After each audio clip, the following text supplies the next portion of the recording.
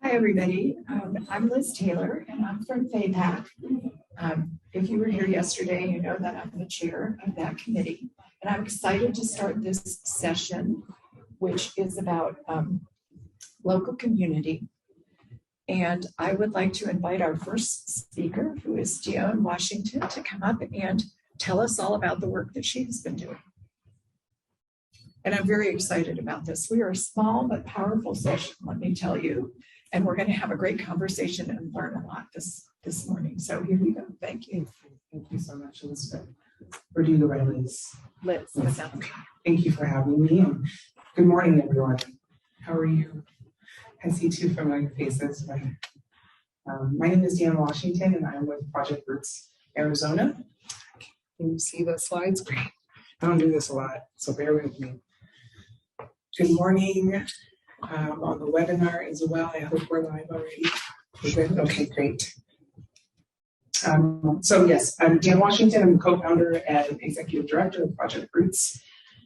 Project Roots is a 501c3 community garden in South Phoenix.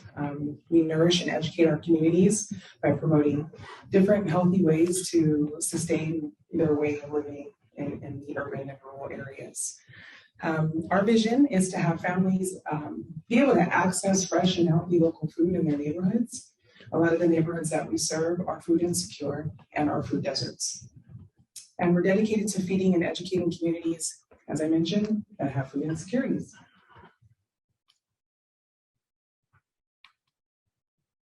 This is our team, partial of our team. We've grown since this photo, which is a blessing.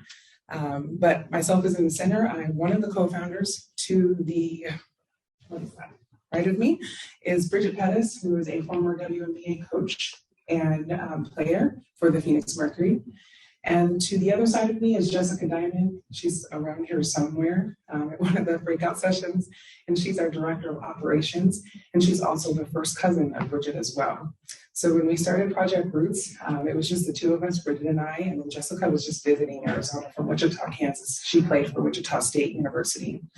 And she just saw what we were doing and was very passionate about just feeding people and educating people with different healthy practices. And so she said, I want to join. I want to be a part. And it was the three of us in the garden at the beginning. Since then, we've had an addition, Amy Simpson, who is also a garden manager. And with the help of the city of Phoenix, we have Angelica Willis-Smith, who is our new fellow through the fellowship program, which maybe some of you have heard through the Urban Ag Department at the city of Phoenix. Shout out to them. Thank you. Some of our projects. Our very first project was our community garden. We wanted to have a place where people could come and grow their own food alongside us. So you can actually reserve a lane in our community garden to grow yourself. And you can either volunteer your hours or you can pay for the row. And if you're interested in growing with us, you can reach me afterwards and we'd love to welcome you. I think we have like 5 more spots available. We have a soup kitchen as well, thanks to the good folks at the local First Arizona Community Kitchen. So we help them with their produce boxes. They have like 20 in their community garden. We man those, we plant new seedlings in there, we teach out of that garden. And that garden serves low-income families. So we're super happy to have that second garden and very grateful for Kimber and her team for allowing us to be there. We also have youth education. So we have 2 kids classes as well that we teach on Wednesdays. I don't know if any of you are parents, but I am. And Wednesdays are like those half days that we all dread when we pick our kids up. So we happen to do that on Wednesdays in the afternoon and then as well on Saturdays. So families can come and join us as well and learn. The kids are learning a lot of cool things. I think last week they were learning about composting lettuce. So that's really exciting. We had some older lettuce that we couldn't offer the community that was bitter. So we taught them how to compost that and not just throw it away. So that was pretty cool. We also have a CSA program, which I'm sure a lot of you are familiar with. We're no different. Our CSA boxes are $30 a box, and you can order them online, shameless plug. But the funds from that program helps all of our programs and our projects and our nonprofit. I'm a volunteer with Project Roots along with Jessica and Bridget as well. And we do our best to try to tunnel the funding to the projects as much as we can. And then finally, the Wellness Collective, which is what we started last year. So our wellness collective was a surprise. Someone came to us and said, well, Bridget's a yoga teacher and she's certified. Why isn't she teaching yoga? Wellness is a part of health. And so we said, you're right, we should start a wellness collective. So we started it last year. We offer 2 free yoga classes at Spaces of Opportunity where we grow and teach on Tuesdays and Thursdays. A little bit about Project Soups. There's a video there. I'm not going to play it, but if anyone wants a deck of this presentation, please email me and let me know. I'd be happy to send it over to you. Same for the Produce Distribution Day. We do a lot of distribution thanks to our good partners at Pinnacle Prevention. Thank you so much for helping us with that. And the Arizona Food Bank Network. A lot of times they will reach out to us and ask us to distribute food to either local food banks or seniors or veterans, whoever needs it. And we're truly grateful for those partnerships. They're how they sustain Project Roots. Speaking of, last year we fed 3,300 families through the Arizona Food Bank Network program called Friends of the Farm. And we also fed over 2,000 families through the Local First Arizona program as well. And it's not on here, but Pinnacle Prevention supported us last year as well with our senior program. I don't know how many seniors we fed, but we fed quite a bit, I believe. So well over 1,000 bags, I think we contributed in a short amount of time. And thank you, Adrian, for believing in us and allowing us to do that. So thank you. Speaking of, I see what Jessica did. So she didn't have you, and so she featured you here. So this is the actual Pinnacle Prevention program that I was speaking of. You'll see Jessica there distributing to 3 different locations, all seniors, very grateful, and a few of them we're going to repeat this year with another program. So thank you. Same for our food banks. Here's just some pictures of us. We like to use the kids and ask them to help us load our trucks and help with the boxes, and they love that. We also distributed to Yuma Food Bank, as well as, I think this one is St. Mary's Food Bank as well. And some of those distributions were like 300 boxes in one sitting, which is a lot of work for people, but we did it and we're grateful.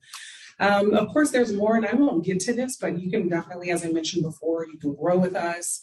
We have garden boxes that we build. We have a building team as well. So definitely email us if you're interested in growing with us or growing at home with our support. Again, more about our produce boxes and our subscriptions. You can actually subscribe and order bi-weekly or monthly or weekly subscriptions of our local produce from our gardens. If you're wondering how you can support us, you can volunteer with us. That's always my #1 thing. It's more important to me sometimes than funds, because the work is the hardest part.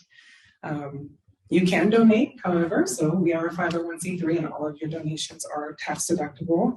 And of course, you can always visit us at a farmer's market. We're at downtown farmer's market right now. We're trying to do some more with uptown and spaces, but we need volunteers for that intent. So if anyone wants to help, we would love that. Here's just some pictures of some different projects that we have going on. We tried to send a child to the food bank, but they rejected it. We tried. The next 3 pictures you see are of our solar pergola, thanks to the help of our good friends, Sawan at Good Builder, the city of Phoenix for sponsoring it, and a few awesome Eagle Scouts that found out about the project and built this themselves. So we didn't even build this ourselves, so it's pretty cool. You'll also see a yoga picture. That's actually our garden manager, Amy, right there, taking yoga, taking a break, good for her. Our CSA box, and again, our farmer's market table. This is just a snapshot of our website, what it looks like when you go there. So feel free to go to projectrootsaz.org for more information. Shameless plug, we have our very first fundraiser. It is on April 30th, thank you. It's on April 30th at 6 p.m. till 9 p.m. at Spaces of Opportunity. If you want to sponsor, donate, volunteer, or attend, it'd be great. Our concept, our theme is we'd like for you to taste what's in the garden, all juices, food, certain different small classes. It's going to be a different experience than your typical banquet, sit down, dry type of event. And really, that's it. Thank you very much for your time.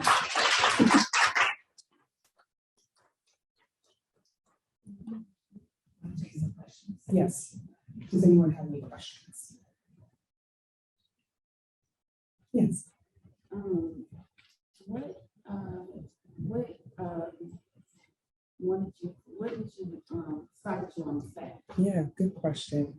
So back in early 2019, Bridget and I, we wanted to just grow food. We didn't know that we were going to feed people. And so we had a garden, like a row at Agave Farms in Central Phoenix, which is no longer there, but it was a great experience.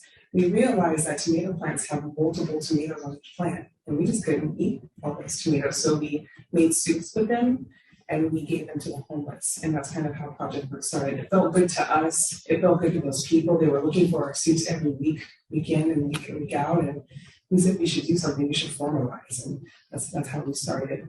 Also, I should say that Bridget had a sister at the time who was really ill in Gary, Indiana. And she passed away. But what we noticed when we went to go visit her was that there was dialysis centers at every corner, but no access to fresh local food. And so really, we were supposed to start Project over there back home, but she lives here. She's a resident of Arizona. She played for the Mercury. She's passionate about it. I'm from here. So we decided to start Project Roots here with a goal to get back home for her as well. Not to be shy. Yes. Dionne, if you had to prioritize one need right now in this moment of time for how much you've grown in just these recent years, what is your ask of all of us here in this room of like, I need this from you beyond volunteering, and what is that one need? Oh, that's a good question. I would say that one need is for you to tell people about us. If you know of other companies that are interested in donating to us or sponsoring us, or doing group events to come help knock out big projects in our garden, that goes a long way, I would say. So just telling people about us, spreading the word. Thank you, Adrian. Hi, I'm from Yuma, and our area looks a lot different. We don't have a lot of small community gardens and those kind of things. So that's what we're trying to work on. What would you say is one thing that would help others be successful? I know each area is different, even part of the city is different, but just one thing that we need to really think about to help us move forward from our one little community garden at a school to making, just kind of getting it, making it bigger. Yeah, absolutely. I would say if you're looking at different areas to grow, always check the soil and test your soil. Make sure you have a clear arrangement and agreement with whoever you're leasing land from. But also make sure that there's an interest in that area and that you have people who would want to come and help support you, because farming is not a 1-person or 5-person job. So I would say try to have 10 to 15 people vetted before you grow and expand to the next community garden.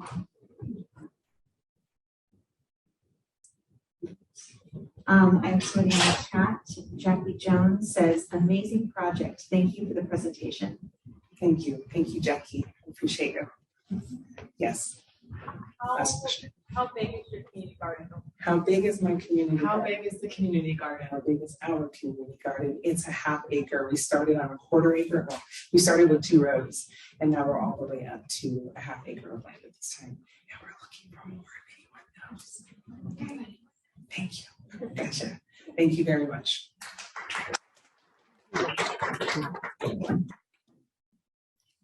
So thank you very much. That was a fabulous presentation. And are you folks next, or is it? I want to make sure that I'm getting the right order. Okay. So why don't we ask her to go?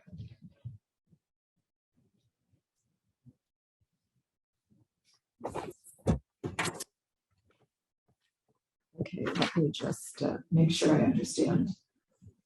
I got drafted at the last minute, so forgive me. Is Tyrone here? He didn't. Okay, he wasn't able to make it. So we will end up having a discussion between our 2 speakers, and I will invite Dionne back up. And why don't we hear from Peter and Riley? Peter's a colleague of mine from Northern Arizona University. Riley is a graduate student in the Sustainable Communities program there. So thank you very much for presenting today.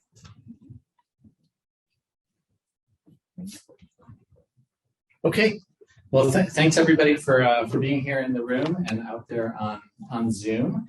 As Liz mentioned, my name is Peter Friedrici, and I'm the faculty coordinator for the Sustainable Communities Program at Northern Arizona University in Flagstaff, which is approximately 6,000 feet higher than where we are right here. For a little perspective, it's still kind of cold up there for growing things right now, but we have great summers. So, and I'll explain a little bit more about the program in a minute. Riley and I are going to do a tag team presentation here. We'll go back and forth a little bit. And just by way of completing my introduction, I will say that my background is not in food systems at all, except for enjoying eating food and cooking food and growing food and all that good stuff. But my background is in environmental journalism. And I also am a professor in our university school of communication. So a lot of my work has a strong public communication focus. But I've been really happy to be getting further involved in this food systems work. So with that, I'll hand it over to Riley for her introduction and sort of the beginning of our presentation. Then we'll go back and forth a couple times. Hi, I'm Riley. I am in my second semester of the master's program at NAU, the Sustainable Communities Program. I am from the East Coast, so I've only been in Arizona since June, but it's been absolutely amazing. I originally am from Maryland. I went to school in South Carolina and North Carolina. I ended up graduating with a degree in sustainable development from Appalachian State University, which is about half the elevation of NAU. So I elevated to grad school and I elevated the elevation, which was absolutely amazing. And it's been such a joy to be here. So part of what is paying for my grad school is I'm working with a program called QB. We are working with a program called QB, which is the Community and University Public Inquiry Program. It's been kind of a mainstay through the Sustainable Community programs for a few years. And I had 10 students last semester, undergrad, juniors, and seniors. And this semester I'm working with 15 undergrads. Kind of a big change to go from 10 to 15, but they're all lovely students and they've been incredible this semester.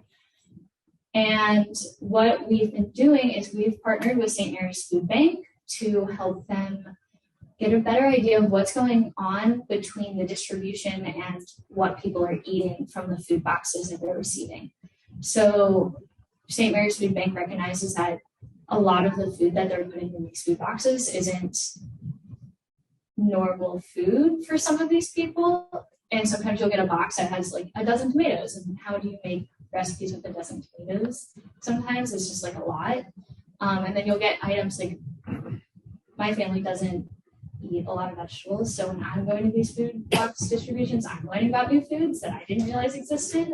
English cucumbers were new for me, and I don't know how common they are for these food box recipients as well. So that was it's kind of interesting to see what's going in these food boxes and what they're receiving, and we're hoping to help fully utilize what's going into these boxes. And it's been really interesting with COVID seeing the impact on food box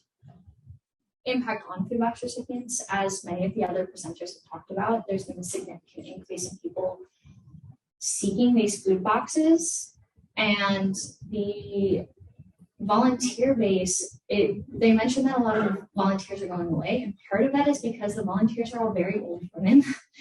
It's largely the retired community who are volunteering and helping run these distributions, and it's been obviously really challenging with COVID to run these distributions if you're an elderly person and it's not super safe for them. So it's been really hard because of the increased need and also the decrease in who can volunteer. One other thing with COVID, we were on a phone call earlier this week with Ciara, who is the St. Mary's food representative that we've been talking to. And during COVID, they had a massive increase in emergency food box distributions, and these were supposed to be temporary and added food boxes for a number of new communities. But of these emergency food box distributions, 75% have stayed on as permanent partners with St. Mary's, which just means that there was a need before, but there wasn't anyone to do it. And now it's that they have a system in place. They've been able to feed more people, which is really incredible. But it definitely highlights some of the vulnerabilities in our food system that exist, and we're hoping to connect the final dots and make sure that people are fully utilizing the food boxes through our work.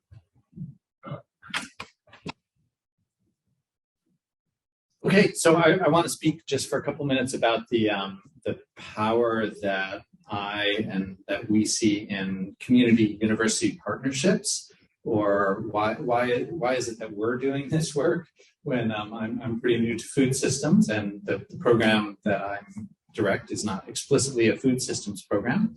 The Sustainable Communities program is an interdisciplinary program that's also very open-ended, and so students come to it with all sorts of interests, and quite a few of them want to do food systems work because food, for those of you involved in the education system, I certainly think that food is perhaps the single best entry point for getting students educated about sustainability issues, interested in sustainability issues, and feeling a sense of empowerment about sustainability issues. It's one of the great things about food. With help, anybody can grow it, even in tough environments like South Phoenix and Flagstaff, which are difficult environments for almost opposite reasons. But we all know with mentorship, anybody can grow food. There are opportunities. Anybody can feel that that pleasure and that empowerment that comes from, hey, I'm producing my own lunch here. And that's a really powerful experience for students at all levels, especially these days with all the stresses that and understandable anxieties that students face, as we've already heard about. So food systems is only part of the work we do in the program that I direct, but it's a really powerful educational tool and important for communities as well, as we know. So the program that Riley mentioned is called Community University Public Inquiry, and it is very explicitly set up as a program that kind of creates the infrastructure where we can easily, or at least relatively easily, develop programs with community partners. So part of my interest in being here also is that we're always on the lookout for new partnerships that we can engage in. And particularly in northern Arizona, which is a huge area, as many of you know, very sprawling, very rural. Northern Arizona counties have some of the highest rates of food insecurity in the entire nation.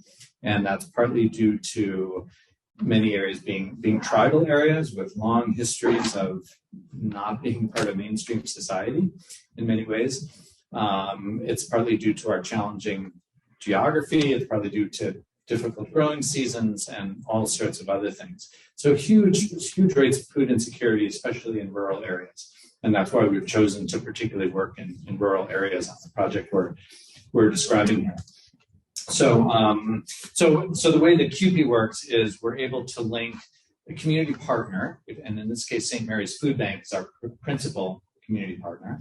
So community partner, we pair the community partner with undergraduate students. And as Riley indicated, we have 15 students working in this research pod, as we call it, this semester. I think that's the largest number we've ever had in a research pod, which speaks to the popularity of working in the food space specifically. And so those students are then paired with a graduate student mentor, which is Riley this year, and a faculty advisor, and I'm playing that role. And so all those parties get together to address research needs that are really identified by the community partner.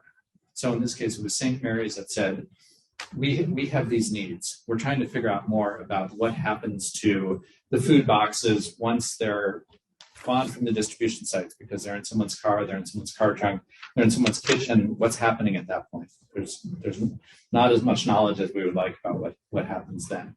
So that's really what we've tried to do, is to kind of set up this university infrastructure so we can pivot pretty quickly and address community needs as expressed by a community partner.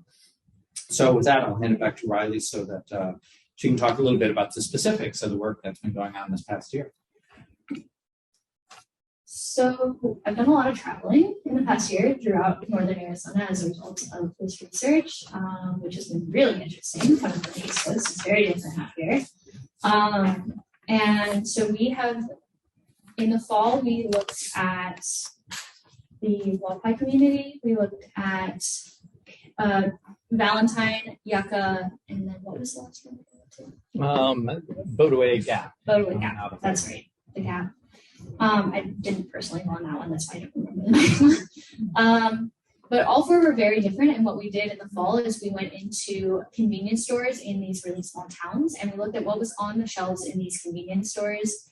And we took pictures and we put it into a spreadsheet. And these ingredients were then sent to St. Mary's so that they could see what supplemental food items are available that people can add to what they're sending out of their boxes. And St. Mary's is partnering with Plant Jammer, which is a company that helps you create recipes based off what's in your fridge. You're going to talk about that more in a second. But Plant Jammer took our information and added it to what is in the food boxes to make recipes that are more appropriate for Northern Arizona. And so that was really interesting. It was, we walked into a lot of convenience stores, and that was really the only food source available for a lot of these communities was a gas station, which did not have a lot of healthy food items.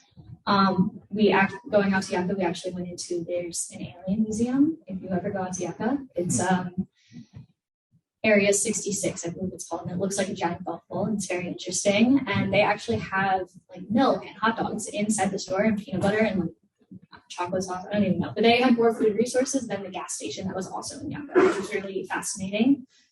And then this spring, we kind of transitioned into, we started out by going out to 3 different food distributions so that the students could see what these distributions look like and how they run. And so we went down to Cottonwood, which had more of a food pantry shopping style.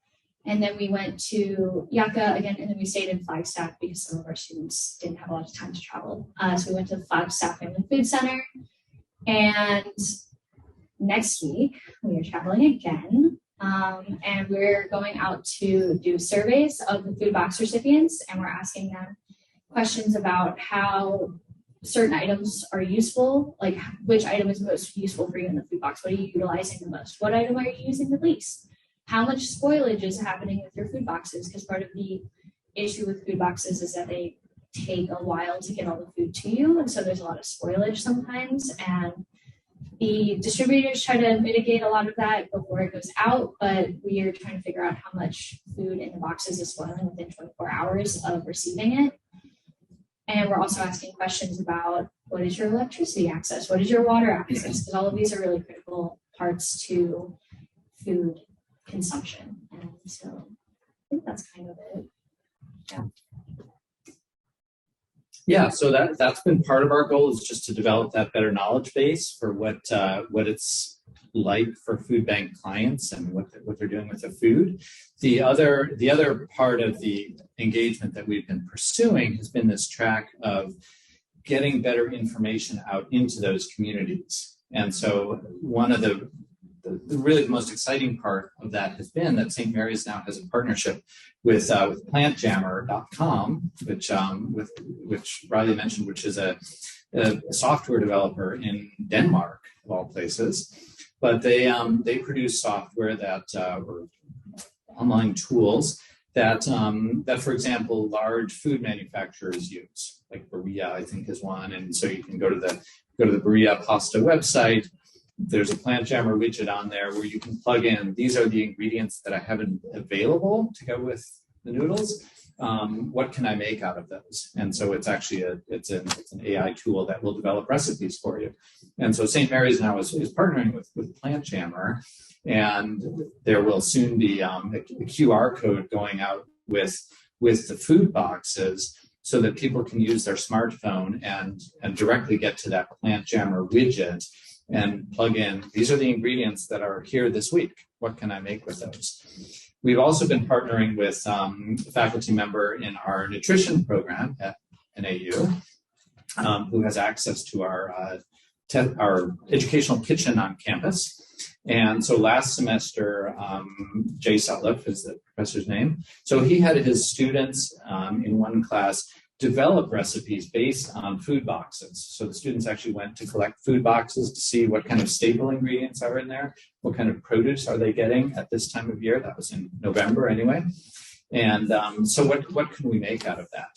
And the idea was very much, let's develop recipes that are Arizona-based recipes, because the folks in Copenhagen are great, but they don't necessarily know much about green chilies and a lot of the other kinds of foods and ingredients that we like to use in this part of the country and that we can grow in this part of the world, peppery beans, things like that.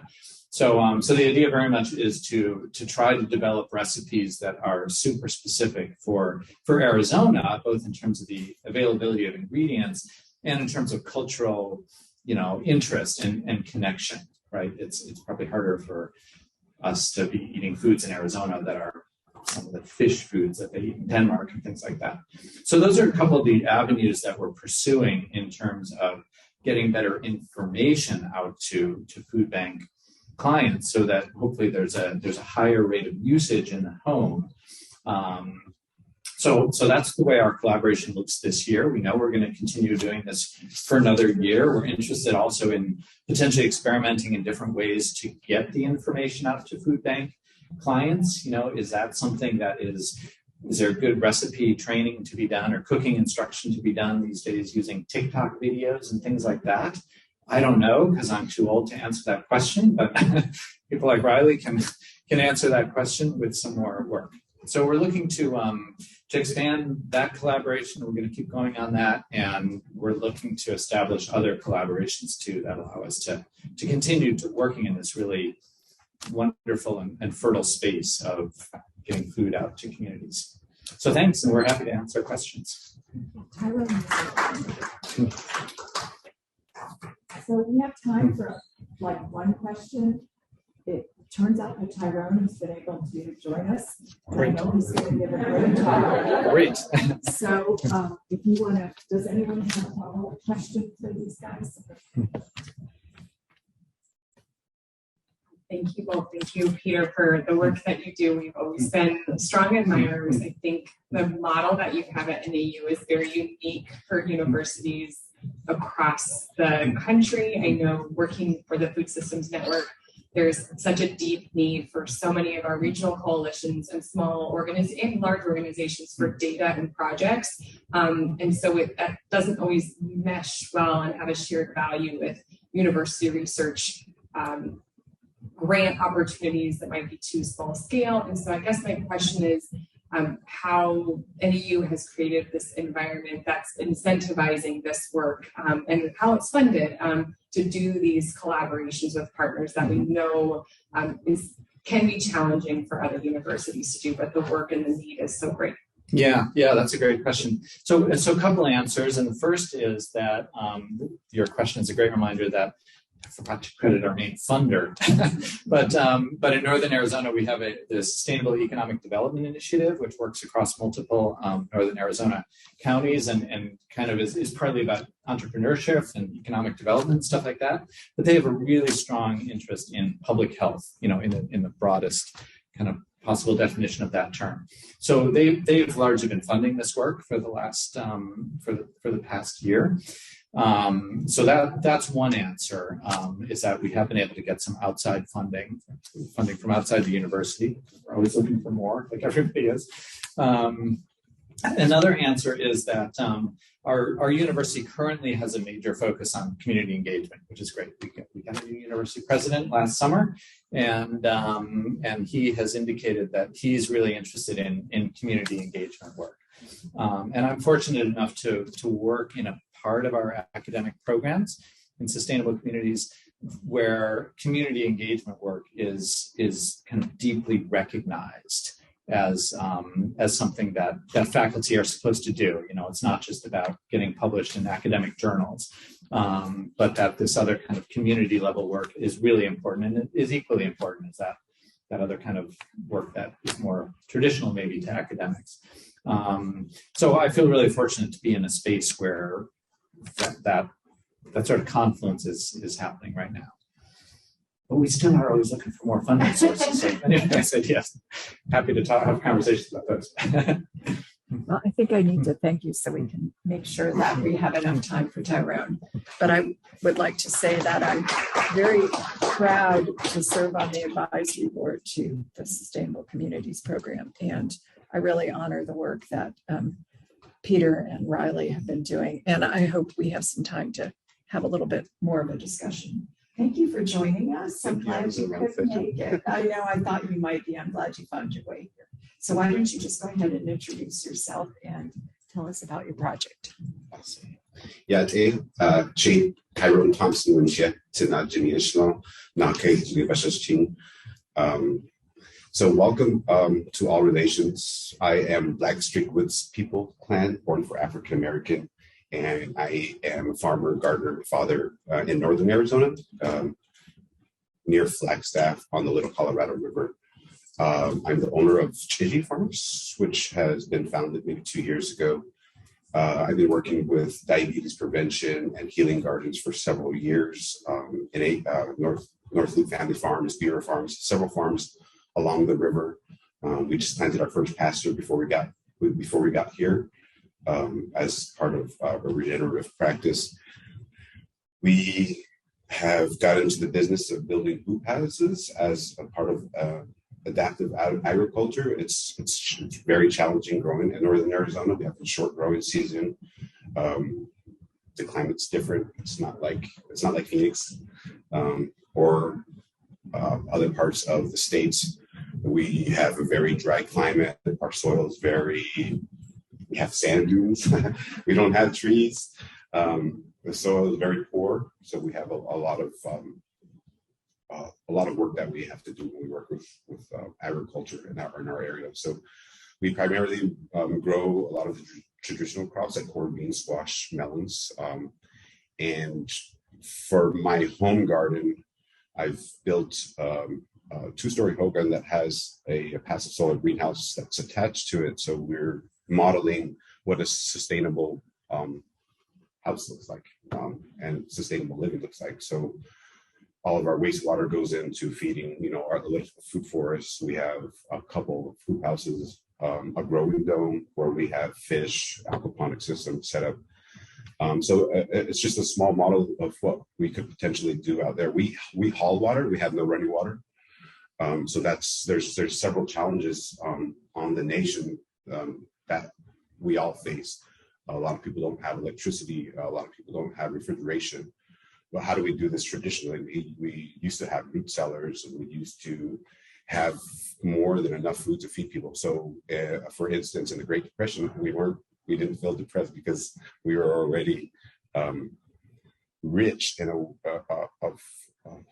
wealth of knowledge with the land and the food. So we were able to feed people in that time. But as time has evolved, we've become more dependent on these systems. And one mentor of mine, said to have your hand out in Navajo is a bad word. It's like, do it for me.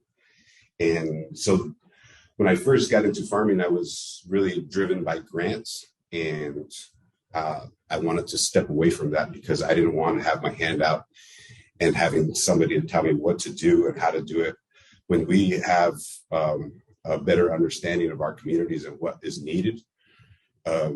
So I challenged myself with how do we make gardening and farming economically viable, because it is challenging if you're a corn farmer or a melon farmer, whatever type of farmer, and you're only harvesting one time a year, that could be very challenging. If I wanted to send my kids to a school like this, how am I gonna, if I'm a good farmer, I'm gonna make maybe a couple $1,000s a year. So that's how we got into the business of building hoop houses, consulting with gardens, agriculture, schools. The end part of that is kind of what these guys touched on, is the food literacy. How do I can grow all this nutritious food now. I know how to grow kale. I know how to grow microgreens. I know how to do all this stuff. Now the people don't know how to eat it. So that's our next challenge. And I have, so we've built over 50 hoop houses in our region, and we're going on 100. And I've just built a hoop house at Botaway Gap. But those are tools that we're giving to our communities to allow them to grow foods, because we get 60, 70 mile an hour winds. Our growing seasons are shorter, so we're able to extend our season using the hoops. And then in the summertime, we can cover them with shade cloth to allow them to get that windbreak, and we can grow our salsa gardens. We can grow pretty much anything if we concentrate our efforts into the soil, the water. As Navajo people, well, we are taught that we have sacred duties. So as a Navajo man and Navajo female, they both have their sacred duties, and we have tools that are given to us. So the men are given a gish, is a planting stick, and the females have steering sticks. And those are our weapons against hunger, poverty, and sickness. And so during the time of COVID, we were able to feed a lot of our people from within ourselves and our network of growers and community. And so we have Nate City is in the room as well. And what we've developed is starting to evolve into a cooperative of growers. And so he's working on mapping out all of these small farms and gardens that we have. And what we want to work on is a mobile refrigeration truck that allows people to safely harvest food and get it to market or get it to the school. We work with farm to school as well. So there's a lot of moving parts. We're pretty stretched thin. We could use a lot of capacity building in areas like apprenticeship for gardens, because we see the need that we need more farmers, more gardeners. All of our elders, we see a big wave of passing of people during this COVID, and that's a wealth of knowledge that has gone. And some of those elders are, in my eyes, are the hardest working people. They know that need, and they know, what that work entails. And it's really sad to see our younger generation, you can't get them off their technologies and off their phones. But if we get them out into the field and get them, exercising and motivated, I think there's a lot of healing and therapy that happens in these cornfields. So I think that's my spiel. Any questions?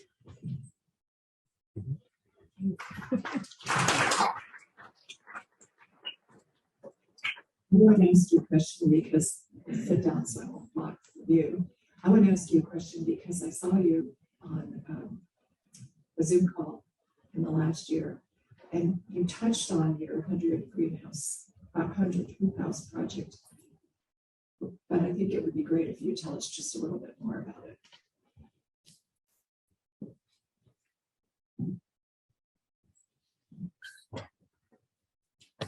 So the 100 hoop houses again, it's just been a dream to be able to help people in other communities and to be invited into sacred spaces and places.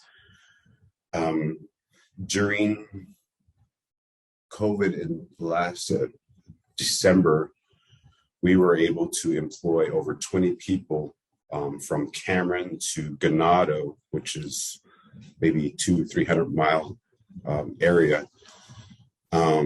And in the midst of the pandemic, we were pumping out hoop houses. We weren't sleeping the month of December. I think we constructed several 100-foot hoop houses, so they're pretty large. You can grow a lot of things in there. And we were harvesting. We also harvested animals. So we have pigs, we have sheep, and processing those and putting them into boxes and getting them out to the community. In that pandemic, when everybody was kind of just shut down, we were going 90, and we were fortunate enough to get some ARPA funding. So some of the COVID funding and food security was on top of the list. So during that time, there were several teams. We were the hoop house team. We also had a well drilling team.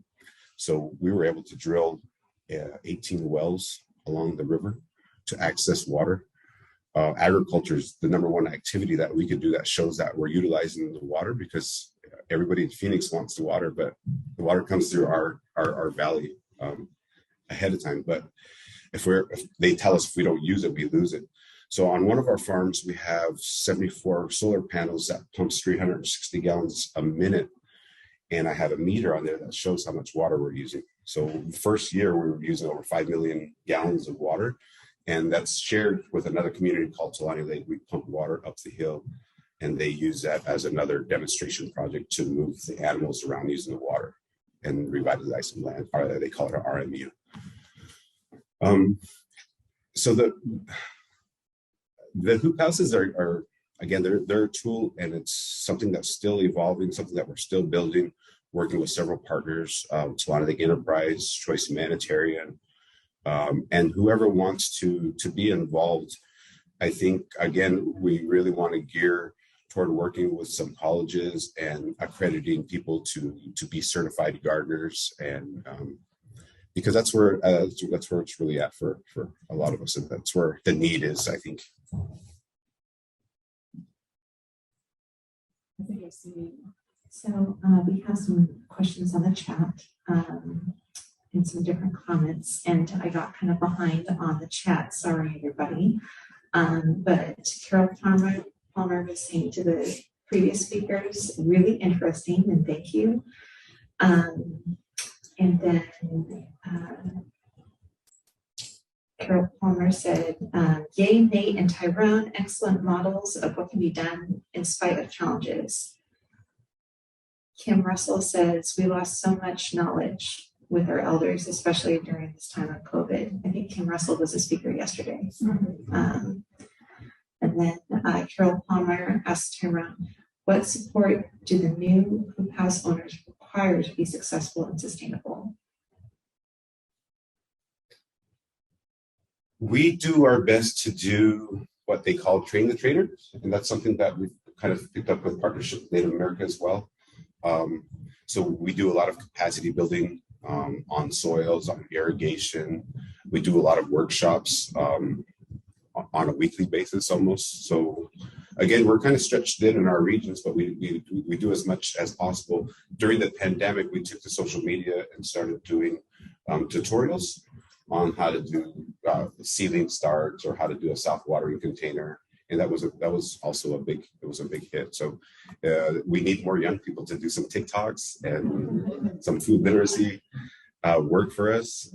And like Carol said, there's challenges, but as we see these challenges, there's always opportunities, and there's a lot of space to grow. I just need to. I need to invite you all to keep talking, but we have to let our remote support go because he has to open the noon session, and we can take a few minutes to filter down there. It's going to start around noon, and we have 3 minutes. So I'll thank everybody now. And guys, we want to continue the discussion informally. So thank you all. Thank you, Tyrone. That was fabulous.